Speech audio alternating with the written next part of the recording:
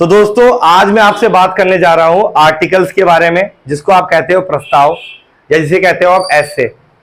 ठीक है, अब आप चाहे 9th क्लास में हो, चाहे आप 10th क्लास में हो, चाहे आप 11th क्लास में हो, चाहे 12th क्लास में हो, हर क्लास के अंदर में 9 से 12 तक आर्टिकल और एसे आते हैं। कहीं कहीं इसको बोलते हैं पैराग्राफ, बल्कि ये BA first year, second year, third year में मिलता है आपको ये, और ये लाइफ में हर जगह मिलता है।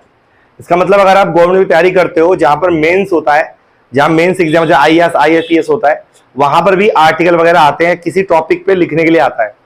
ये हर जगह काम आता है, लेकिन हर कहीं का अलग तरीका होता है करने का।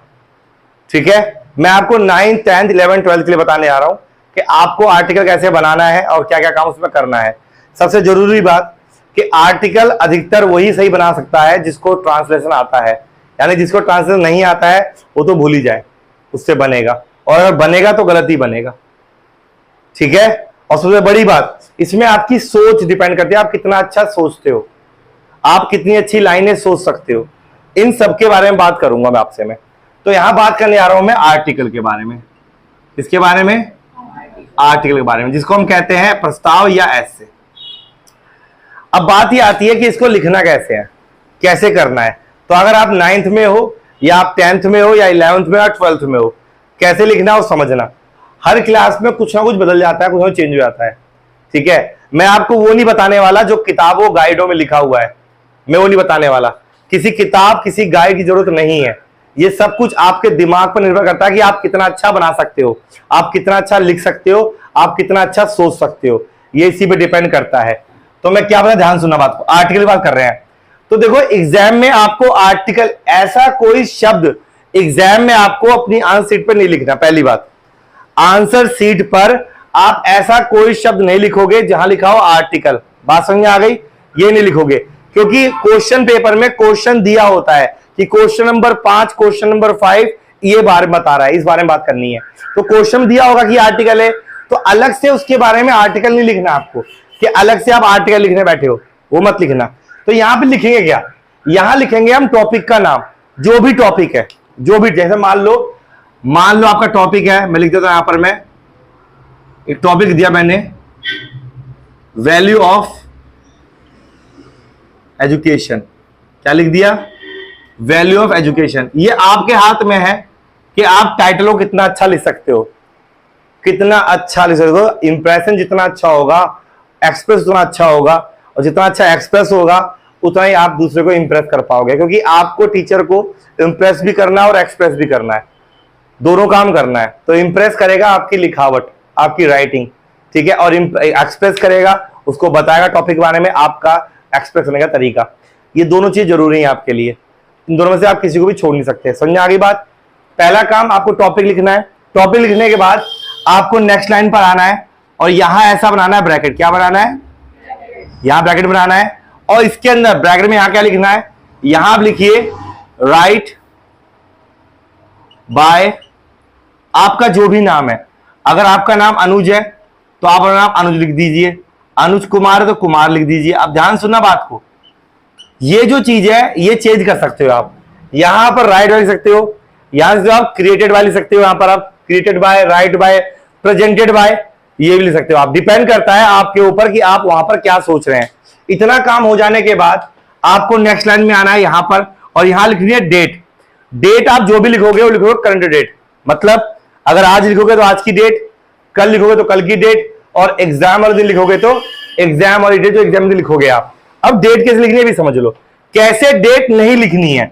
देखो जैसे आज 12 है, आज 12 है, तो बच्चे क्या करते हैं, 12 लिखा, 6 लिखा, ये लिखा। भाई ऐसे नहीं लिखना है, ऐसे नहीं लिखना है, और ऐसे भी नहीं लिखना है, ऐसे भी नहीं लिखना है। तो बात आती है कैसे लिखना है। अब ये समझ लीजिए कि कैसे लिखना है, इसको समझ लीजिए कैसे लिखना है। इसको समझने के लिए आप देखिए, सबसे पहली बात, जैसे मान लो आज 12 है तो आप लिखोगे 12th, अगर जून है तो जून, जुलाई तो जुलाई, अगस्त तो अगस्त। लेकिन कोशिश करना कि मंथ नेम जो लिखोगे आप वो कैपिटल उसकी कंप्लीट लिखना, शॉर्ट फॉर्म में मत लिखना। 2024, इतना काम हो गया, यहां कोमा लगा दो। इतना काम हो जाने के बाद अब आपको क्या करना है, अब आपको स्टार्ट करना है। तो स्टार्टिंग के लिए ध्यान रखो, हम जब भी काम करेंगे आर्टिकल का, खासकर वो जो हम पैराग्राफ का काम करते हैं, तो पैराग्राफ पैराग्राफ में होना चाहिए, क्योंकि एग्जाम में 120 वर्ड, 150 वर्ड्स, 160, 180 वर्ड्स में आता है एग्जाम में। ठीक है, अकॉर्डिंग टू नंबर इसके वर्ड्स कम ज्यादा हो सकते हैं। बात समझ में आ गई? समझ में आ गई? जब आप थोड़े बड़ी क्लास में पहुंच जाओगे तो ये वर्ड्स 200, 250, 300, 500, 600 तक पहुंच सकते हैं। जैसे अगर आपको याद होगा, आपने कभी देखा होगा प्रस्ताव में लिखा होता है ये प्रस्ताव करना है, 400 शब्द की लिमिट है, 2 शब्दों की लिमिट है। वर्ड्स की लिमिट दे देते हैं कि कितने शब्द में करना है आपको। शब्द कोई काउंट नहीं करता है, बट एक लिमिटेशन होती है कि हाँ भाई इतने वर्ड्स आपको यूज करने चाहिए। तो आपको लिखना स्टार्ट करना है, आपको करना है एज ए पैराग्राफ। आपको 5 से 6 लाइन का पैराग्राफ बनाना है। कम से कम एक आर्टिकल में 3 से 4 पैराग्राफ होने चाहिए। बात समझ में आ गई? तो स्टार्टिंग कहां से करोगे? यहां से स्टार्ट करोगे, यहां से। जैसे मान लो फॉर एग्जाम्पल के लिए मैं यहां कुछ लिखता हूं मैं, as we know that this is modern era and we know that how we can use अब आप लिख रहे हो, मान लो ये लाइन यहां तक आ गई, ठीक है, और लाइन आपकी यहां पर खत्म हो गई लाइन। अब उसके बाद जब अगली लाइन पे आओगे तो यहां से लिखना, वो आपको लिखना है यहां से। अब ये लाइन चलेगी आपकी, जब ये लाइन आपकी चलेगी और आप यहां से लिख लोगे, अगली लाइन कहां से आएगी? यहां तक आएगी। ऐसे करके आप करीब 5 से 6 लाइन लिखोगे, एक बन गया, पैराग्राफ बन गया। जब आप दूसरा पैराग्राफ स्टार्ट करोगे तो जितना स्पेस आपने यहां दिया है वाला स्पेस, उतना ही स्पेस आपको अगले पैराग्राफ पे देना है। फिर लाइन यहीं से आ जाएगी दोबारा वाली। ऐसे करके आपको 3 से 4 पैराग्राफ लिखने हैं। क्या ये बात समझ में आ गई? तो ये तो लिखने का तरीका है। मैंने कई बार देखा है, कई बच्चे क्या करते हैं, वो टॉपिक नेम डालते हैं, डायरेक्ट आंसर लिखना शुरू कर देते हैं, नीचे आते हैं, यहां पर आके थैंक यू लिख देते हैं और नाम लिखते हैं। भाई ये काम नहीं करना। किताब और गाइडों में यही लिखा है, आप गाइड जाके देख लो, गाइडों में यही लिखा है। और मैं आपको ये बताता हूं, आपको गाइडों में लिखा है, लेकिन उनमें से किसी बच्चे के नंबर आपको इंग्लिश के अंदर में 90, 95 तक नहीं मिलेंगे, नहीं मिलेंगे। मैं एक सिंपल सवाल मेरे आपसे यही है कि आपके 95 नंबर आए, क्यों आने चाहिए 95 नंबर आपके? अगर तुम्हारा आंसर और पूरी क्लास का आंसर सेम है तो भैया आपके 95 आंसर नंबर क्यों आएंगे? सबके आएंगे फिर तो। भाई सबके आने चाहिए ना। जो आंसर मैंने लिखा, अगर वही आंसर सबने लिखा है, तो अगर मेरे 95 में तो उनके भी आएंगे। तो जाहिर सी बात, सबके तो नहीं आएंगे ना। जब आपका आंसर दूसरों से बेहतर होगा, जब आपका आंसर दूसरों से अलग होगा और आपके आंसर में ज्यादा बातें होंगी, क्वालिटी अच्छी होगी, तो नंबर आपको आना मिलेंगे, ना कि किसी और को। समझ आ गई बात? तो आपको दूसरा अलग करना पड़ा है, क्योंकि आपकी क्लास में, बस मजाक में सच बता रहा हूं आपको मैं, आपकी क्लास में मोस्टली बच्चों का काम यही है। विश्वास ना आए तो अपने स्कूल में जाओ, जब स्कूल जाना है, स्कूल खुलेगा, देख लेना, मोस्टली बच्चे यही काम करते मिलेंगे, क्योंकि गाइडों में यही दिया है और डिट्टो गाइड को ही छाप रहे हैं, अपने दिमाग कोई चीज इस्तेमाल में नहीं ला रहे हैं। तो ये तो बात हो गई द स्ट्रक्चर ऑफ आर्टिकल, कि कैसे उसको लिखना है, ये बात। अब बात आती है कि इसको बनाना कैसे है। ये समझो बात को, देखो, सुनो और समझो, और जो YouTube पे देख रहे हैं वो भी सुने, वो भी समझे। आर्टिकल जब आप लिख रहे हो, बना रहे हो, तो जाहिर सी बात है आप कोई अंग्रेज तो हो नहीं कि आपके दिमाग में सीधी अंग्रेजी आती है। ये बहुत कम होता है, बहुत कम स्टूडेंट होते हैं 9, 10, 11, 12 के जिनके दिमाग में डायरेक्ट अंग्रेजी आती है, बहुत कम होता है। पहले हिंदी आती है, बच्चा पहले हिंदी लेता है, हिंदी को सोचता है, उसको करता है ट्रांसलेट। लेकिन यहां कहानी आती है कि आर्टिकल अच्छा वही लिख सकता है जिसकी हिंदी थोड़ी सी अच्छी हो। अगर आप अच्छा सोच के बनाओगे तो बनेगा। अब लिखना कैसे है? आप जो भी लाइन लिख रहे हो, जिस लाइन को आप कर रहे हो ट्रांसलेट, वो लाइन हमेशा वही लाइन चूज करो जिसको आप कर सकते हो ट्रांसलेट। वो लाइन कभी चूज मत करो जो आपसे होगी नहीं ट्रांसलेट। अब एग्जाम टाइम पर बैठे हो, आप लाइनें सोच रहे हो लिखने के लिए, पहले दिक्कत की बात है। ये काम पहले कर लेना चाहिए, इसलिए हम जो काम हमें एग्जाम टाइम पर करना है हम पहले कर रहे हैं। हम वो काम जून में ही कर रहे हैं, स्कूल खुलने से पहले ही मैं आपको तैयार कर रहा हूं, ताकि आप पहले तैयार हो जाओ, तब जब स्कूल खुले तो आपको वहां दिक्कत ना हो। समझ में आ रहा सबको? यस और नो? ओके। अब यहां बात ध्यान समझना बात को। तो जब भी आप आर्टिकल लिखोगे, स्टार्टिंग करोगे, अभी मैं लिखवाऊंगा आपको मैं कि हिंदी में इसको कैसे लिखना है, बताऊंगा आपको मैं, लेकिन आप 10वीं क्लास में हो, आपको जो बच्चे 9th में पहले से पढ़ रहे थे उनको पता है, जो न्यू आए हैं उनको दिक्कत हो सकती है, और जो यूट्यूब पर है उनको बहुत दिक्कत हो सकती है, क्योंकि आदत हो गई है एक टॉपिक को याद करने की। यार आर्टिकल बहुत सारे हैं, कितने आर्टिकल याद करोगे तुम, बता दो। यहां पर जो मुंह से निकले आर्टिकल बन जाता है, वो कुछ भी। प्रकृति आर्टिकल बन गया, बना नहीं बना? पॉल्यूशन आर्टिकल बन गया, नदी आर्टिकल, एजुकेशन आर्टिकल, क्या है सब कुछ? ये आर्टिकल ही तो है कि नहीं है? सब कुछ आर्टिकल में आ गया। कंप्यूटर भी एक आर्टिकल के रूप में आ गया, मोबाइल हो गया, ठीक है, ग्लोबल वार्मिंग हो गया, ये सब आर्टिकल में आता है। तो ऐसे कितने सारे आर्टिकल्स है, कितने सारे आर्टिकल्स याद करोगे? तो यहां एक सिंपल तरीका है। अब आपको टॉपिक के बारे में पता है कि भैया मुझे पता है टॉपिक में एजुकेशन है। अब एजुकेशन क्या है आपको पता है, शिक्षा क्या है आपको पता है, तो आपको शिक्षा के बारे में सोचना है।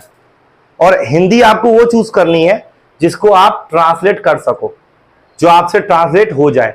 ऐसी हिंदी नहीं सोचनी है जिसको आप ट्रांसलेट कर ही नहीं सको। भाई सिंपल सी बात है, आपके अकाउंट में जितने पैसे होंगे उतने तो निकाल सकते हो आप, कि आपके अकाउंट में 1000 रुपए और 3000 रुपए निकाल लोगे, ऐसा तो नहीं होगा ना। समझ आ रहा है कहने मतलब? तो आपके दिमाग में जितनी चीजें हैं उसी में से बनाना है आपको।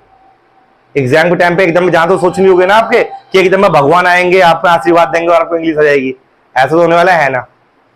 अब हिंदी कैसे लिखनी है ये समझो बात को।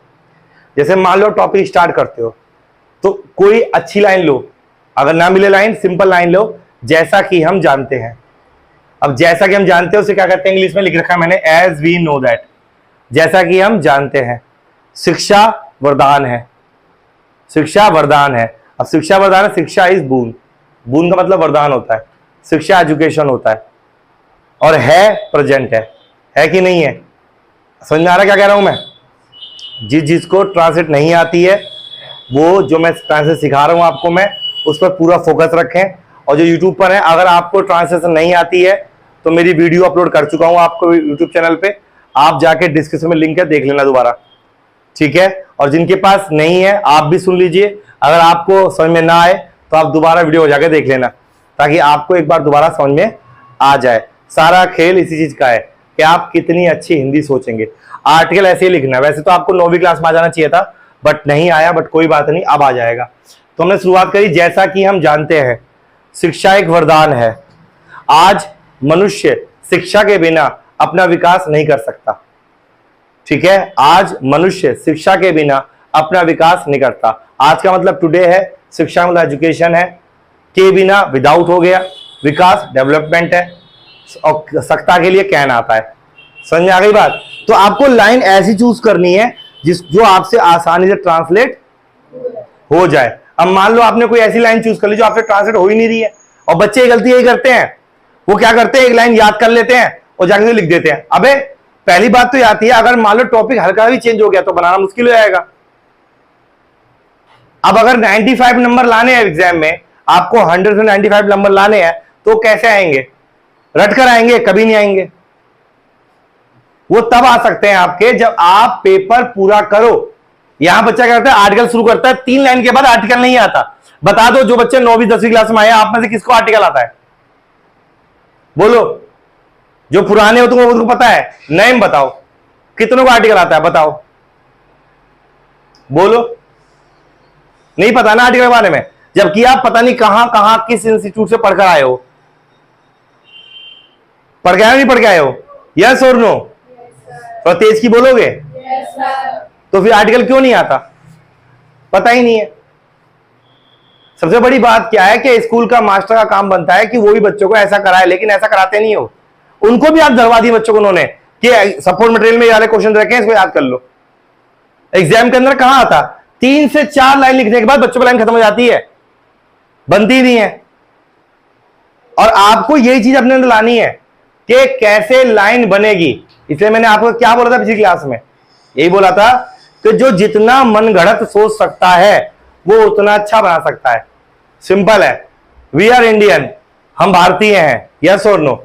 हमारी मदर टंग हिंदी है, हम तो हर काम हिंदी शुरू करते हैं। हमारे जो पहले हिंदी आती है, फिर हम उसे इन्वेट करते हैं, उसके बाद इंग्लिश बनती है। हमारे डायरेक्ट इंग्लिश नहीं आती है, क्योंकि हमारा जो एटमोस्फेयर है वो हिंदी का है।